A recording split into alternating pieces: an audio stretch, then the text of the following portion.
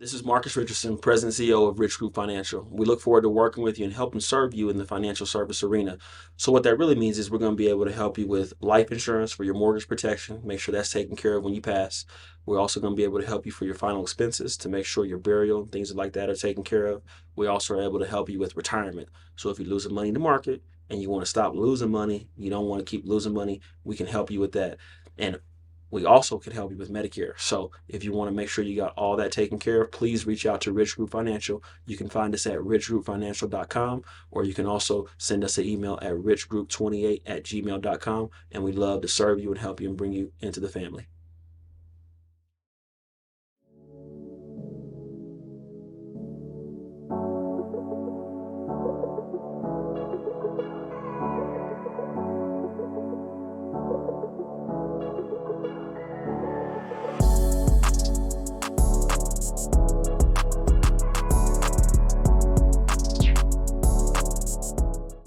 All right. Welcome to the Pro Formula Podcast. I'm your host, Tarek Shabazz, and this podcast is all about professional development. So if you're trying to take your professional skills to the next level, you're in the right place. In order for us to be able to continue to bring you this great content, I'm going to need you to like, subscribe, or hit that bell on our YouTube page. You can also go to our Instagram, or you can go to our Facebook account. We look forward to seeing you at our next show. Thank you so much for tuning in. Welcome back to the Pro Formula Podcast. I'm your host, Tarek Shabazz. And our podcast, what we do is help to uncover the mindset and the journey of professionals from all different industries so that you can get more out of your individual performance and also out of your team performance.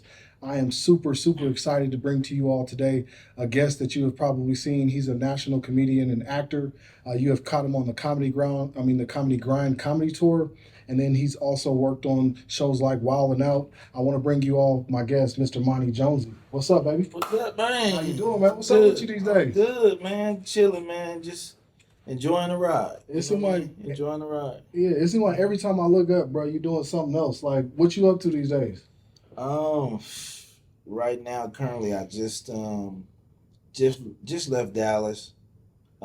They casted me for the Love in the City reality show. Oh, tight. Okay. So, just left Dallas, and we did some promo on the podcast.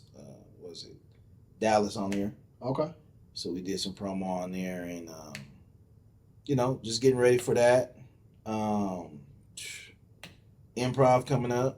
Nice. You know what I'm saying? Now, are you hitting the national improv, or is it really specific to Denver, or where can No, people find you? everywhere, man. You can follow me, but you catch me everywhere. My main markets are like Georgia, California, Texas, And obviously Arizona. home, Denver. Yeah, Denver. Okay.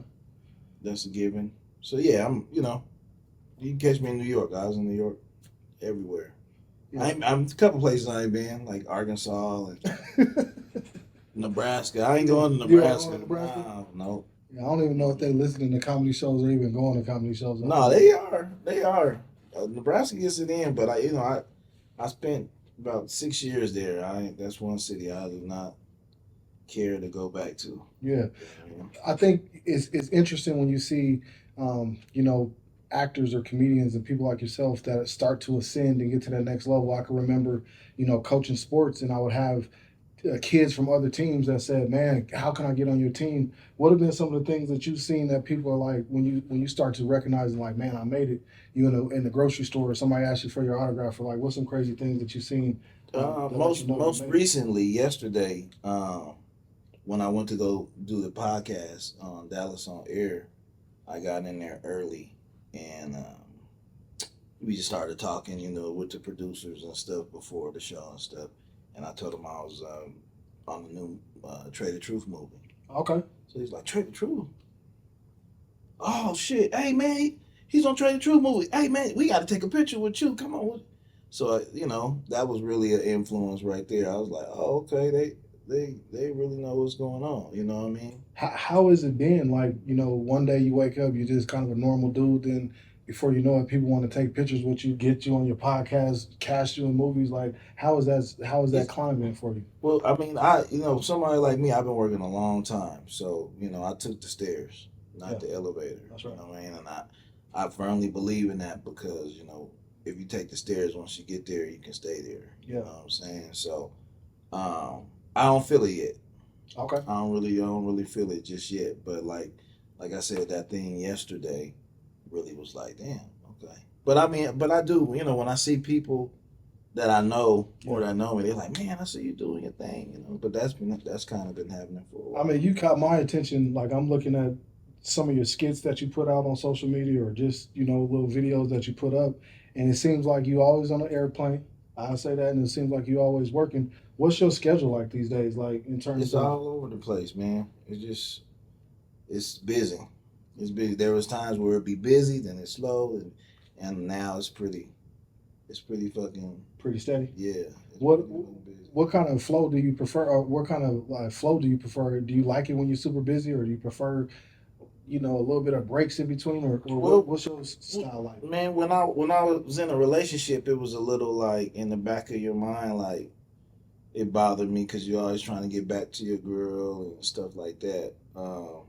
Recently, shit, I just been going. You know what I mean? My kids is grown, so I'm just going with the ride. You know what I mean? Yeah. But shoot, if it's worth it, it's worth it. You know what I mean? Yeah. So I ain't doing no bullshit no more. yeah, but when you're talking about like the type of shows that you want to be on and the type of work that you want to do, like what does that look like? Where is your place of like, man, right now this is the place I want to be. These are the type of genres or type of venues that I want to be in. What does that look like, and what's some of your goals right now? Shoot, I'm acting. Like I'm really full throttle.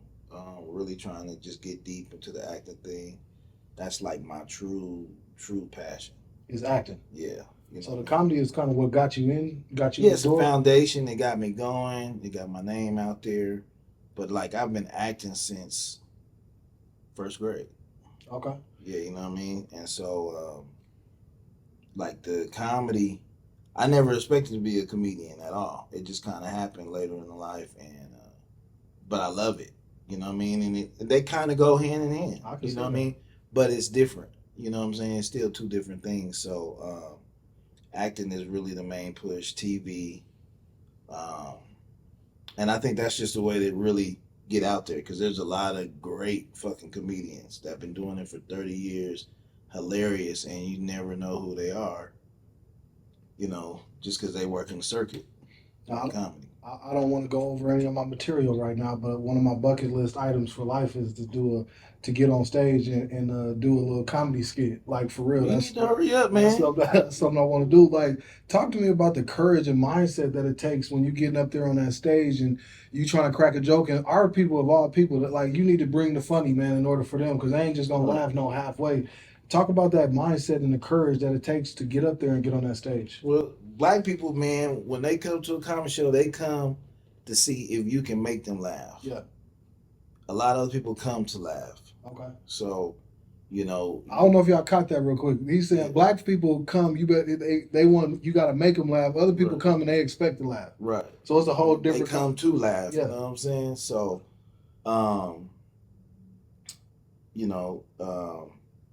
just far as doing it, that's the hardest part. That's the hardest part of the comedy is actually getting up there and doing it. Like I was terrified my whole life. Like I could never just get up there and I gotta make people laugh. Like, and then I kind of warmed up to it. Did my first show and I was just promoting and stuff. And then I started trying to host and stuff. And then once I did it, I did that first show at the Improv, and they laughed. I was like, oh, you know what I mean? It's like a breakthrough, you know what I mean? And then the people that love it, you catch that bug, and then it's a wrap. Ain't nothing like going to a comedy show, bro. I'll pick a comedy show. I don't know if concert comedy show, they like hand in hand for me. I love both of them. But I'm always like, I love when I go to a comedy show and I can see that how much prep goes into getting on the show and rocking a good comedy show. Are you like rehearsing this? Is some of this just freestyle? Is it a combination of both? Talk to us a little bit about that. It is a lot of prep. It's years of tweaking your set, turning it, and then knowing your set, and then knowing and being comfortable going off and doing some ad lib stuff and all that stuff. I remember before I started doing comedy, I was infatuated with it. So I was going down to the improv. I was catching everybody, like going down there. I loved it. You know what I mean? It leave you. And my favorite comedians was like people who would, at the end of the day, would leave you feeling good when you left. Yeah. You know what I mean? So like Bruce was one of them. When I was going, I was like, okay, he really made me feel good, this and that. You know what I'm saying? I'm glad you brought that up because I really forgot about that feeling. Yeah. You know, because it was just like I was a fan. I was just a fan. And you know, just doing it.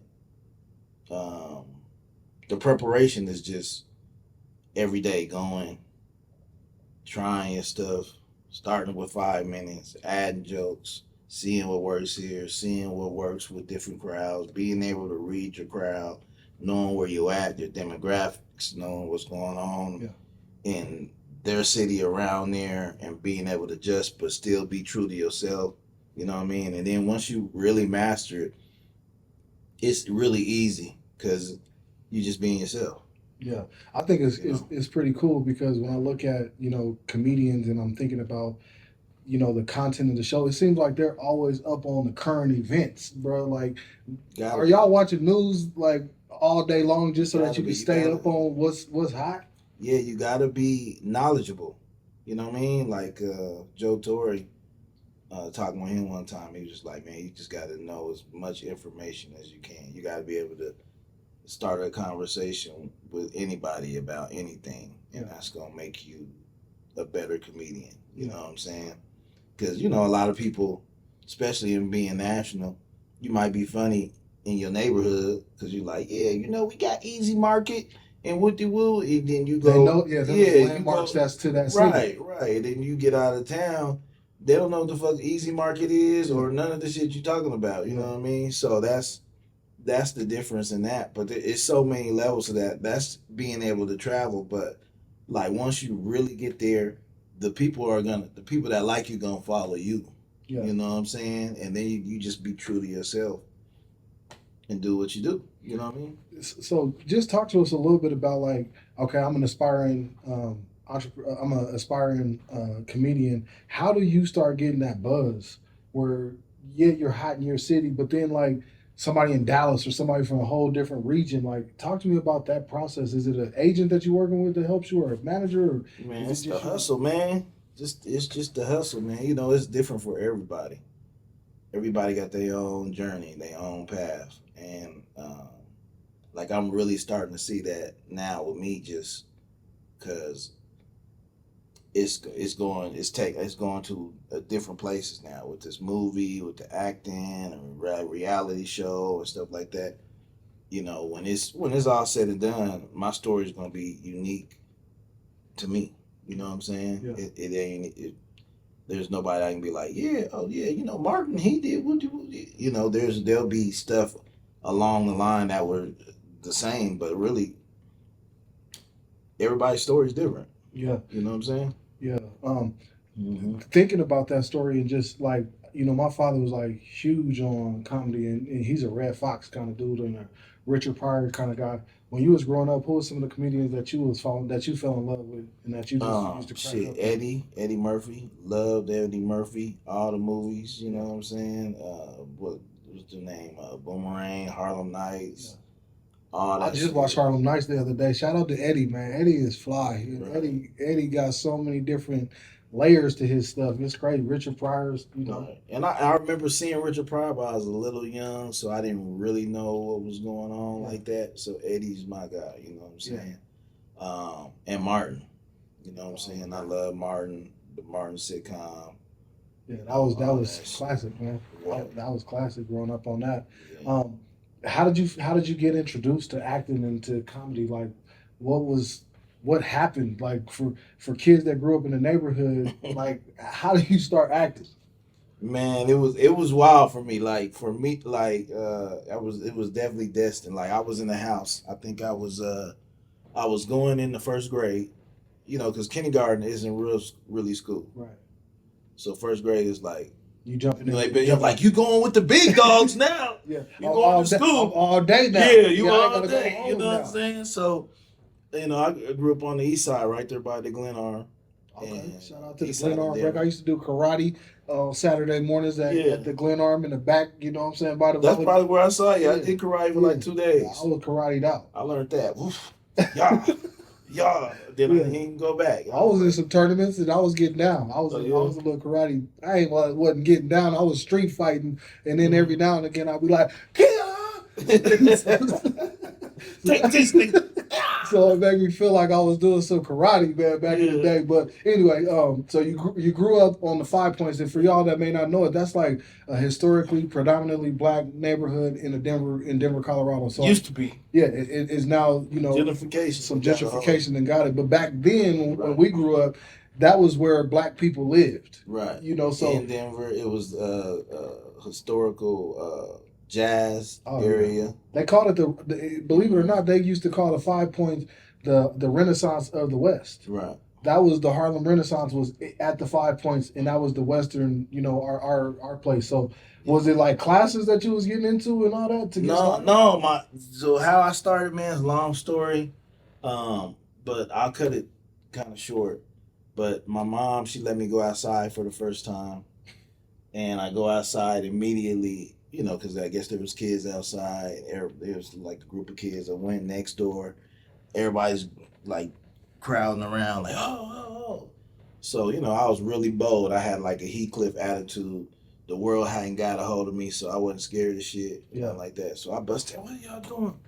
Let me do it. So I grabbed like the little aerosol can. They're like, all right, dude. I was aggressive. I didn't know no better. You know what I'm saying? So I'm trying to throw it on the edge of the step. And, I threw it. Oh, no, let me do it. I'm like, no, I got it. So finally I get it and boom, I bust it. Psst, and it maces all the kids there. It's about 8 to 10 of us. Wow. And because I was the closest that threw it, like it got me the worst. Like it maced me. I ran next door like, Mom, my eye is burning. I don't know what's going on. So that she ran some water over it, and then she ran me down to the hospital and shit. I'm terrified. I don't know what's going on. It finally stops burning. The doctors they got me on the bed and shit. They got a little swab over my eye. You know what I'm saying? All that. So I'm like, what is going on? So doctor comes out, he's like, you're going to be okay. You're going to be okay. Just going to have to wear this patch for about, 6 to 8 weeks. 6 to 8 weeks? 6 to 8 weeks. With an eye patch on in the hood. Right. Okay. You know what I'm saying? Even till the day, this eye is 2020, this was 2040, 2060. You know what I'm saying? Okay. So I had the patch on, dang. So I'm supposed to start first grade, school. I'm like, Mom, I don't want to go to school. You know what I'm saying? Patch on. Right. So she gave me a week off, and eventually I had to take my ass to school. So she no, you got to go into school. So I go into school, and I'm nervous, and I don't go in there, and then we start playing. I forget that I got it on. So then a little later in the day, she's like, okay, kids, we're going to do something different today. We're going to start casting for the play Peter Pan. So I'm like, Peter Pan? I'm like, all right, cool. She's like, all right, now you want to play Peter Pan, get in this line. We're doing auditions, Tinkerbell, John, the elf, all that shit. Captain Hook, nobody gets in the Captain Hook line. Again, I'm still bold, so I got half the class got in the Peter Pan line. Everybody want to be Peter Pan and so on down. So we doing the auditions, and I'm bold. You know what I'm saying? I'm really outspoken and whatever, so I feel like I'm killing it. At that age, as long as you loud and you ain't scared, you doing all right. Yeah, you doing your thing. You know what I'm saying? Sure. So I make it to the final two, and she's like, and it's me, my black ass with this patch on my eye. Looking back, homie, that probably is what set you off. You was already in character. Man, that's what I'm saying. Like a pirate already. No, the funny part is I still thinking that I could play Peter Pan with with a patch on. With a patch on my eye. Like, no, that's right. You got to be on the other side, bro. Peter Pan, clean cut, bro. You looking like like the other people. This nigga's definitely a pirate. You know what I'm saying? So it's me and the white dude. His name was like Ben or Beckett or whatever. He looked like Peter Pan and shit. You know what I mean? And he's all pronouncing his R's and shit like that. So she's like, oh, he's gonna be Peter Pan, and I was crushed. Like, she's like, but I got something else for you. I'm like, you gonna be Captain Hook? I'm like, Captain Hook? He's a bad guy. They're like, no, that's good. That's good. Everybody like, cool. So, long story short, the patch. I already had the patch. You know, I took it on. It was destined. I killed it, and it was about a 4-month process that I played and building the set. You know, they had us making swords with foil around it, every fresh sword. You was in the hood going crazy. Yeah, with the you know. And, you know, just thinking back, like, as a kid, like, you know, adults, we nice to kids. So even if I suck, we'd be like, you're doing so good. You're so cute. But it went to my head. I was like, yeah, I did that. Yeah. You know what I'm saying? But I really think I kind of did. But I ended up being Captain Hook. After the play was over, I was still wearing my patch and shit. Like, and I cried. Still need to wear the patch? No. So you just wearing it? I had been done. It's part of your outfit. Yeah, I had been done. I didn't have to wear it no more. But I was like, I remember when I took it off, I was like, I wanted to wear it. My eye was kind of hurting, but yeah, I cried because I wanted to leave it on. You know what I'm saying? That type of thing. When I was a kid, man, Peter Pan was my fan. I'm gonna be honest, it was Peter Pan and Aladdin, and I like Peter Pan because Peter Pan had girlfriends.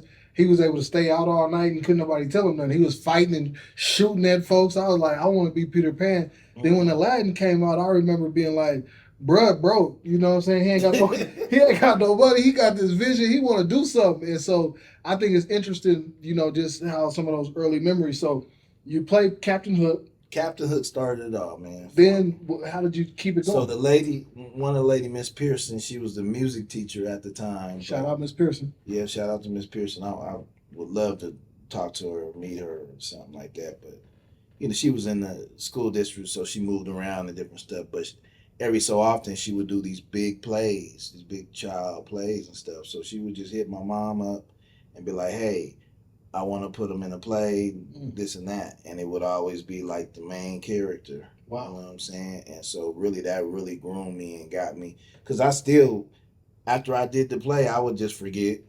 You know what I mean? A month later, I'd be on something totally different. Yeah, you know what I'm saying? But every so often, every year or every couple of years, it would remind me, oh, yeah, I do this. You know what I'm saying? Now, talk to me, because, like, I know your neighborhood. I grew up kind of around there as well.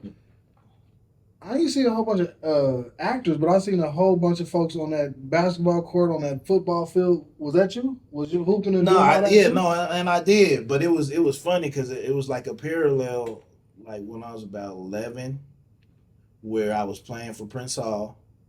I was starting tailback, and then we was practicing at City Park, and then Miss Pearson called, and she had me playing the lead role in Bodie in the Rainforest, right there at the museum. Okay. So I would leave practice and go right there across the street. Right there. You know what I'm saying? Yep. So I was kind of doing them both, and then, you know, like the cats from the hood, like, oh, look at the little actor nigga, go on, Bodie. You know what I'm saying? Shit like that. But it was grooming me, man. It was, you know what I'm saying, just for whatever a brother do. What was some of your like early talent that you had as an actor or even as a comedian? Was you the little kid always cracking jokes, or like what was some of the talent that you knew that you had inside of you? Was it your ability to memorize lines and parts or get in the character? Like what was? Yeah, I just wasn't scared. You know what I'm saying? Just because when you start something in first grade, you just, you know, I never was scared to do it. You know what I'm saying? Just put in the work. Julius Caesar, you know what I mean? Learned the lines. Just wasn't scared to do it. I was just like, yeah, that's what I do. My job, man, I had a luxury of like sitting down with top professionals like yourself, and one of the distinguishing qualities that they all have is they got courage, bro. They just are like, I'll put myself out there, and I'm gonna try it, and it may not crack. when you so let's just talk a little bit about you as a student real quick before we get into where you are today. So like, were you a good student as a kid? Did you get good grades? Yeah, I was good until I started liking girls. Girls, I I was got you like too. I was a like A student, but I was sitting in front. She'd be like, "Two, I'm at 4, 6."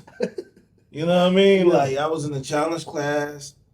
Um, what was it? Third grade, they moved me to the challenge class, and it was right at Columbine, and the challenge class was different. It was like college. They had us set up like college style classes, and then they had us. It was like fuck English and math and all that. Well, no, not math, but they were like forget Social all that. studies and Yeah, all that. They was we like gonna get you some languages. skills. They like the math was like algebra, geometry. You know, this is third grade and on up. Um, what else? I remember boom boom. It was blocks, so it was college style, and yeah, it was cool. Did you thrive in that environment, or how? Like, were you Yeah, successful? it was cool. I was like one or two black folks. The other brother he passed, Deshaun, he was a little bad. He was bad, but I'm assuming he was smart to be in there. Yeah. You know what I'm saying? He was bad and smart, like a lot of us was bad and smart. You know what I'm saying? But everybody else, it was whites, Koreans.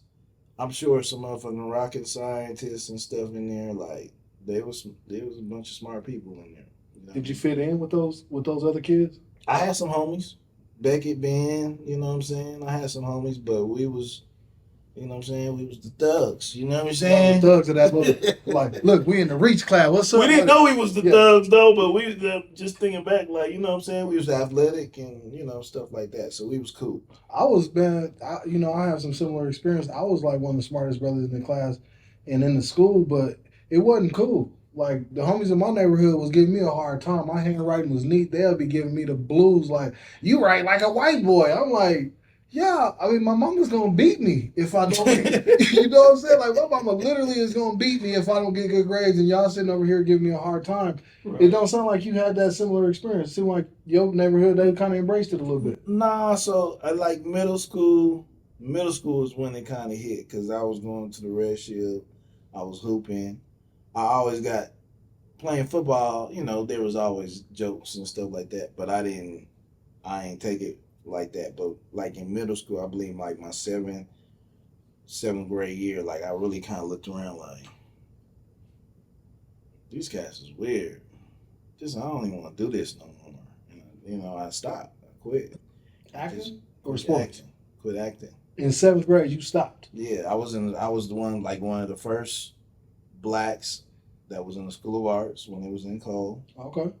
And I was in theater, and I did a year, but it really started to just lose my. I didn't want to do it no more. Yeah. I quit. You know what I'm saying? I wanted to be normal. I remember thinking that exact thing. Like, man, I just want to be normal. You know what I'm saying? Looking back on that, like, did that slow your progress? Absolutely. I wish I wouldn't have. You know what I mean? When I stopped acting in seventh grade, I didn't act until I was damn near 30. All right, thank you all for joining the show. Just a quick reminder, if you like the content that you're receiving and you want to help us out, we really would appreciate that. If you want to help, you can go to our Cash App, which is $the Pro Formula, or you can go to our Patreon account, which is patreon.com/the Pro Formula. Thank you so much. Your support means the world to us. Yeah. Hold on. So you stop acting in the seventh grade, then fast forward to 30 years old, you pick it back up. How? Yeah. I mean, it was just always something in the back of your mind where you'd be like, man, if I could do, I should have never did this. I should have stepped. But what was the opportunity? I just started doing, my homeboy, we just started doing videos on YouTube, little skits, little comedy skits. Oh, okay. And I did a comedy skit, and then we did it, and I posted it, and went to sleep, woke up, and it had like thousands of views and stuff. And caught that bug, and then that's where I started, like, just doing skits, and I did like 30 skits in like a short amount of time, and got like, and this was before like Country Wayne and all that, so I had like couple million views. So you like a little YouTube YouTube getting it cracking, right? got going. And I need to get in that damn account. It's on there. Y'all can check it out. Monie Jonezy on YouTube. It's a bunch of little dorky, that crazy shit. Yeah, crazy ass shit. I ain't even proud of it no more. But yeah, did that, and then I got into plays, started doing gospel plays. Type. Did the gospel play, and then we did it, and I'm like, okay, that was fun. Now what's next? And like, yeah, the play's over, bro. Right. You know what I'm saying? Yeah, the play's done. So then I got with the writer of that one, and then we wrote one together. You helped collaborate on the writing? Yeah, we co-wrote one, okay. and then I starred in it. Okay. And then I wrote my own. Nice. And I wrote. I think I got about 3 plays that I wrote. That you wrote? Yeah, and directed. Okay. So so for a short time in there, I was like the Tyler Perry of Denver. Okay. Type thing. Plays is dope. Gospel plays, whatever. And then from there, then I started doing the stand-up comedy. Okay. When you were like getting to that point where you like, okay, I'm falling back into love with this, did you blow right away, or what was your breakthrough moment that you had where you like, man, I'm on the scene again? Man, the skits was pretty dope. Like I really everybody took to it. You know what I mean? It was before its time. Like I said, it was before Country Wayne. Probably something I should have stuck with again. You know what I'm saying? But the whole city was fucking with it. You know what I'm saying? People was coming up and I want to be a part of your skit. This and that. You know what I'm saying? And all that stuff. I teamed up with Colorado. Yeah, man. Colorado. Shout out to my boy Marcus. What's happening? Yeah. Squirrel was good. So Squirrel was shooting them and putting them on the Colorado page and shit like that. So they was, you know what I mean? So, you fucking with Colorado, especially during that time. Hey, that Colorado boy, you hit the club, you'll feel like I'm a real superstar. You done got on his little page. Right. You know what I'm saying? So that really took off. So that really caught the buzz. And I'm just like, been going ever since, you know what I mean? To the plays. Like I said, I did it from 1st grade to 7th grade. Yeah. Like on a large scale. So once I started doing the plays, that shit was secondhand. I got serious about it. Went to Colorado Film School. Oh, nice. You know what I mean? And actually went to school about it. Yeah. You in your 30s, still going back getting that information. Right. I think it's important. Like for those people that's trying to get to the next level, y'all, knowledge never stops. This brother didn't stop because he got put on a little bit. He's kept digging into his bag and kept getting into his bag, and ultimately it's turned it into what it is. That's dope. Mm-hmm. Real quick, I want to just talk a little bit about some of the current projects. Like, bro, I know about I saw the trailer. You sent me the trailer, man. I was cracking up. The clip. Or the little clip, my bad, for the movie Soul. Right. That's with Trey the Truth. How did you get connected with Trey, and how did, like, talk to us about how the movie, a little bit about the role that you play, and what can people expect when that drops? Shoot, it was really, like, again, it was one of the moments that was just destined. I have been working with Little Books, Little Films, and I did three films with them. The last film, he hired a celebrity videographer, Philly. Okay. Philly Flyboy. He shoots everybody in the business. T.I.'s cameraman, Trey the Truth's cameraman. Okay. And so on set, shit, we just hit it off. We just vibe, you know what I'm saying? And shit, he put me on the next project they had going. You know what I mean? So I went out there and killed it. Tell us a little bit about the character that you play. I'm Officer Justice. He's a crooked police officer, not the crookedest one, but you said it's so more crooked than Officer Justice, right? But he got his little crookedness going. Right. You know what I'm saying? He'll turn up. You know what I mean? Think he's pretty smart and on point. You know what I mean? But you just gotta see it. You gotta see that movie. It's called Soul. It'll be coming out soon. You won't have to look too far. Yeah, I'm sure that you'll be like, oh, okay, that's it. Just kind of on a streaming platforms. Yeah, type streaming platform. We did the premiere 2 weeks ago in Houston. Oh, tight. During Trade Day weekend. Yeah. Shout out to Trady Truth, bro. That's dope. Yeah. Then I know you're on this the comedy grind tour. That's kind of your project, right? You're Yeah, kind of yeah. the I'm co-CEO with Boomerang, Okay. comedian Boomerang. We came up with the comedy grind. Just it's our brand, you know what I'm saying. And sometimes we do like a duo thing on stage, like a he said, she said type thing. Yeah. But we still independent comedians and stuff. Just work together, hold each other down. You know what I'm saying, and working it through. You know what I mean? So like, let's say that when you're doing these shows and doing the comedy grind tour, is this a tour that you all are putting together, or are you all just jumping in on other shows that are kind of going in? What's that business model look No, like? so it's not like the people use that tour thing real. It's real tricky. You know what I'm saying? So, I definitely am touring, but I've been touring for about 4 years. You know what I'm saying? But like back in the day, like when the Temptations, like the Temptations is touring, they was on the bus. You know what I'm saying? So it's not that type of tour yet. You know what I'm saying? Okay. But it is the Comedy Grind tour, and we do go everywhere. You know what I'm saying? And it's just get in where you fit in. It depends on the project.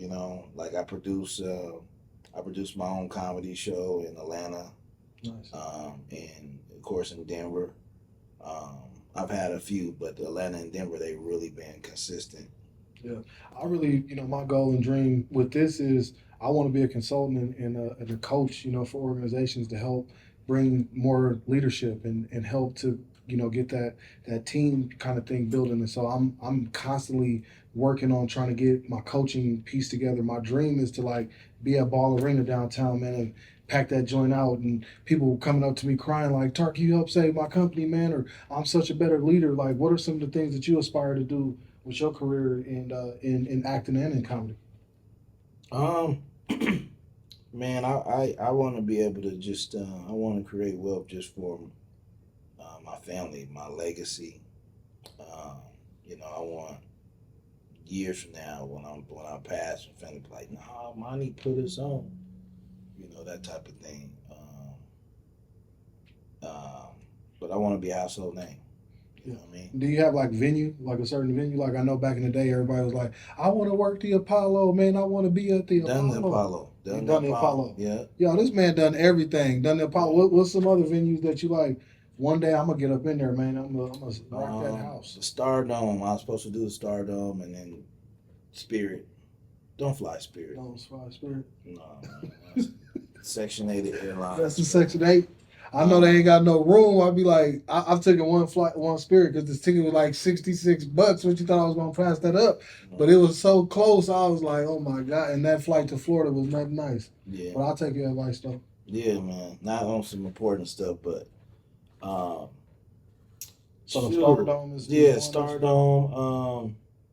And what is a household name? Like you said, I want to be a household name. What does that mean to you? That means, you know what I'm saying? Like when we can go in any house and anywhere and they be like, Kevin Hart, Kevin Hart, that type of thing. You know what I mean? That's what's up. How far close are you to that? Right. I'm pretty far. Okay. I don't know. I mean, Kevin Hart, crazy. Right. But I can honestly say like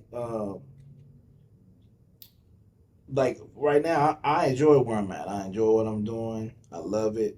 So if that big project comes that does that, I'm gonna be with it. If it don't, I'm still enjoying and really love what the hell I'm doing. Yeah. You feel what I'm saying? Love the skin that you you're right. But I think I got some shit coming up there. I got my own show coming. It's gonna be on BET. What? Yeah. Okay. So it's looking up. Yeah, you're on your way. Yeah. I know I seen you at the Soul Train Awards, the BT Awards in there showing. Which one was you up in there showing out? Was that the Soul Train? Soul Train. Okay, he got some dancing. Monie Jonezy used to be a dancer, y'all. I don't know if y'all know that. I don't know if y'all know that or not, but Monie up in there showing out. I'm putting it up on my social media, y'all. Y'all got to check bro out. He over there right for real. I did that bird so good. They had to play it on TV. Hey, bro, I made it look cool. It was cool. I could see Morris Day watching like. Morris Day. Nah, make sure he put on there. I think I might have did it better than Morris. Oh, Morris is more masculine. Yeah, I'll take that. I give you Can that. I get that? You got that. Because I was like, Because you swole. You know what I'm saying? Y'all can't see this man. This man's I was like, muscles is bulging. Muscles is bulging. He got his muscles on. hallelujah. And then my partner Boomerang, she did like this. She like, Yeah. she birded like Alpha One. I was like, I ain't never did the bird before. That was natural. Hey, that's what's up. What advice do you have for like new creators, new creatives, people that's trying to break through? It's been a grind, y'all. If y'all heard this man, he got back into it after 30 years old. He went back to school, got that rocking. He's been on the tour for the last 3 years. This ain't just something that happens overnight. For somebody that ain't popped yet, ain't had that breakthrough moment, like what's your advice to them? Man, first of all, just be in it for the right thing, and then you got to have your own vision. What's the right thing? Like your why.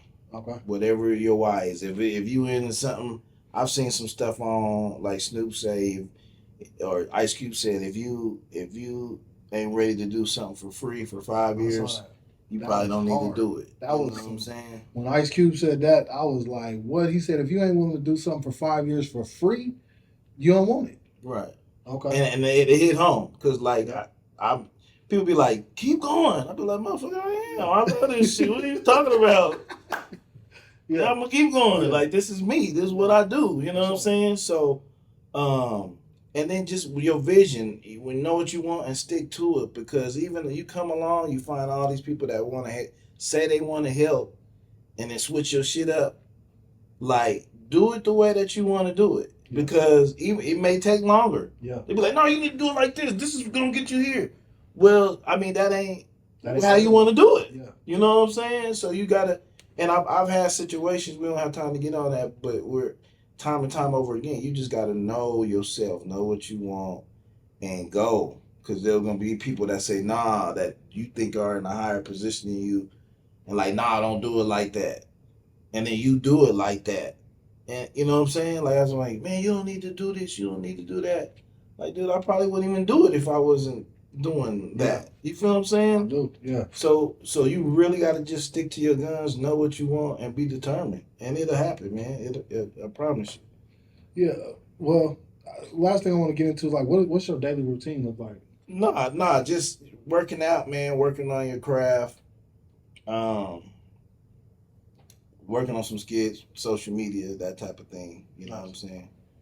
Yeah. This last segment, man, I call it End the Debate. And I don't know if I need to change the name because everybody think I'm saying end the debate, but it's called End It. I want us to end the debate right now. All right. Okay. So it's just a quick rapid fire, couple questions for you. Mm-hmm. Martin Lawrence or Chris Tucker?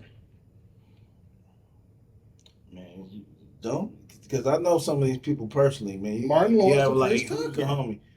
Like, we talking about they professional? Yeah, like who influenced you more? Martin. Martin was more of an influence. Mm-hmm. You more of a gangster movie or you like comedies? I don't know. That's a hard one. I like black film. Okay. Yeah, I like black film. Notice he ain't answered the question. That's cold. All right, 90s R&B or 90s hip hop? 90s R&B. Come on now, you got to know that 90s R&B was speaking on a whole different level. Mm-hmm. All right, if you had a vacation option, is it a beach resort or city lights? Probably beach resort. Beach resort. Mm-hmm. Okay, you took me for a city cat. All right, I've been to the cities and stuff. It's cool, but that beach resort is dope. Yeah. All right, night in or night out? What you mean? Like, if you had a free night, would you rather get out there on the town and go kick it, or would you rather do something in the house? Oh, I'm staying in. You staying in? Mm-hmm. I'm always getting out. Yeah, you know what I mean? But if I'm not out working, you ain't gonna see me. If you see me, I got something going on. Yeah. Well, Monie, I want you to talk to the camera, let everybody know how they can get a hold of you, and if they want to book you or if they want to add you to the show, like how do people get a hold of you and how do they get that? Just hit me on social media, Facebook, Instagram. It's Monie Jonezy, Monie Jonezy, Monie Jonezy, on everything. So just reach out to me. Let's talk some business. It's all love. That's what's up, man. Well, I appreciate that, man. This has been easily the funnest and funniest interview that I've been a part of, man. Hey, you know what I'm saying, babe? Let's go. Y'all know what it is. We going to No, I really appreciate that, man. But that wraps it up for this episode of the Pro Formula Podcast. I look forward to catching y'all next time. See you. Thank you. Peace.